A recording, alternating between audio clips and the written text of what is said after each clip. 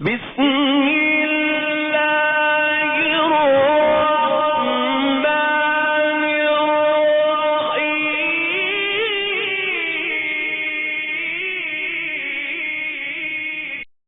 الحمدللہ رب العالمین وصلی اللہ علی نبینا محمد وعلی آلہ وصحبہ اجمعین اما بعد۔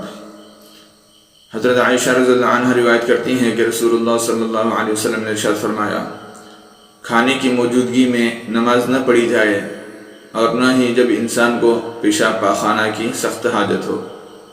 اس حدیث کو جو ہے امام مسلم نے روایت کیا ہے۔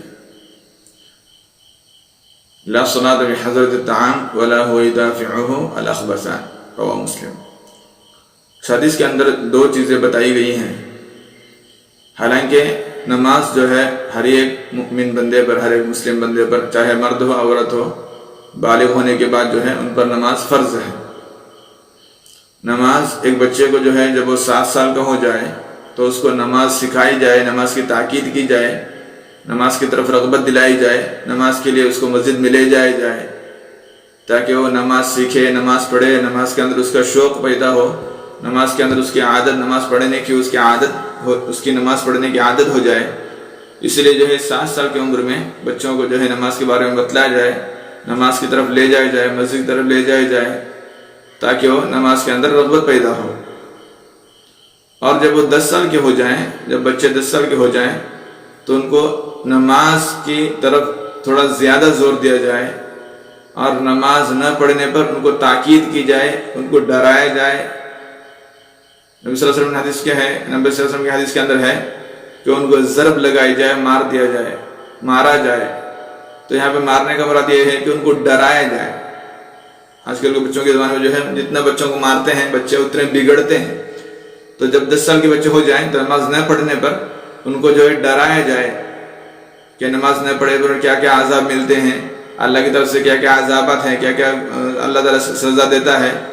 تو ساری گناہ جو ہے، سارے سزا، سارے عذاب جو ہے ان کو بتا دیے جائیں، اور نماز نہ پڑھنے کے نقصانات کیا کیا ہیں، کیا کیا فوائد ہیں، وہ سب چیزیں ان کے دماغ میں ڈالی جائیں 10 سال کی عمر میں، تاکہ وہ پھر نماز کبھی نہ چھوڑے اور نماز کے اندر ان کی رغبت زیادہ بڑھ جائے۔ تو اس طرح ان کے فوائد جو ہے، نماز کے فوائد ان کو بتا دیے جائیں۔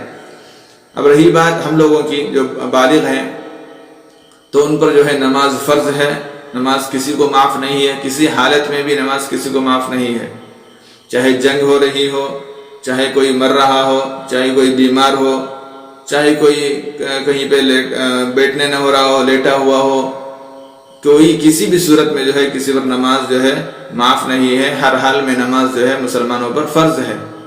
اب ایک آدمی بیمار ہے، اٹھ کر کھڑا نہیں ہو سکتا، صرف بیٹھا ہوا ہے، تو اس کو چاہیے کہ وہ بیٹھ کر نماز پڑھے۔ اگر وہ آدمی کھڑا بھی نہیں ہو سکتا، بیٹھ بھی نہیں سکتا، صرف لیٹا ہوا ہے، تو اس کو چاہیے کہ وہ لیٹ کر نماز پڑھے۔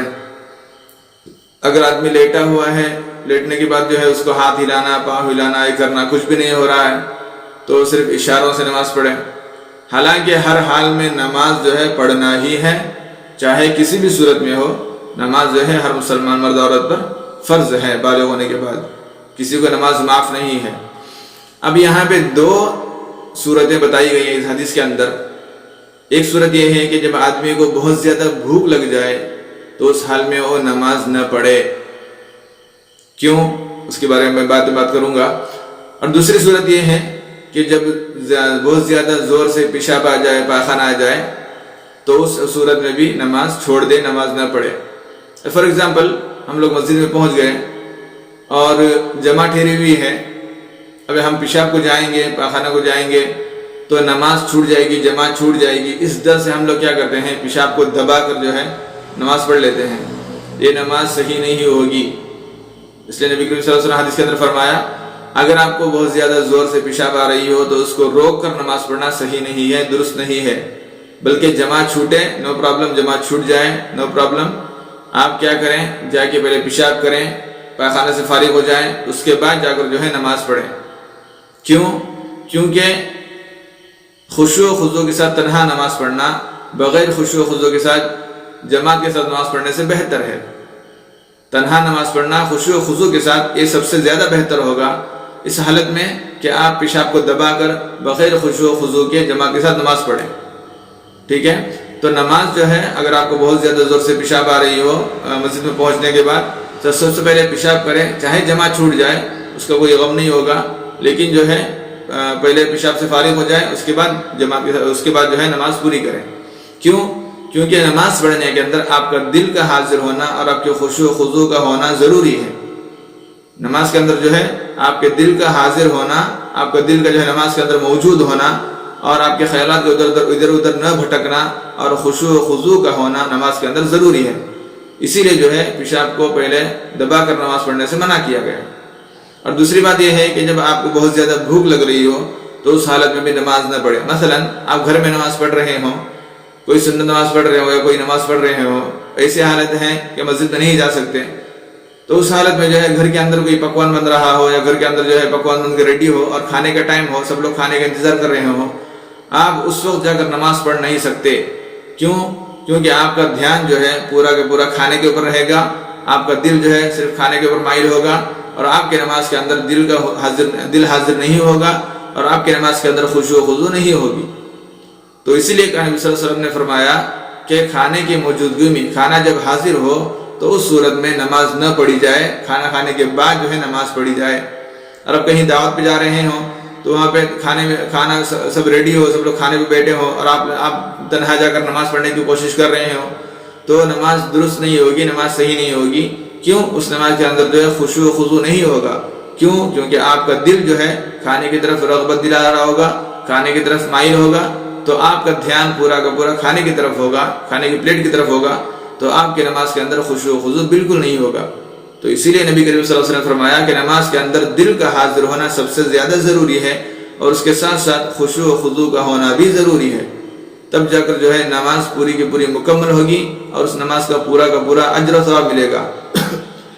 آج ہم کیا کرتے ہیں، نماز کے اندر جو ہے کوئی خشوع و خضوع نہیں ہے، جیسے جی میں آئے، جیسے جی میں چاہے نماز پڑھتے جا رہے ہیں، نمازیں پوری کر رہے ہیں، نمازیں ہم ادا کر رہے ہیں، لیکن ان نمازوں کے اندر خشوع و خضوع ہے یا نہیں، یہ ہم لوگ آج تک غور و فکر نہیں کر رہے ہیں۔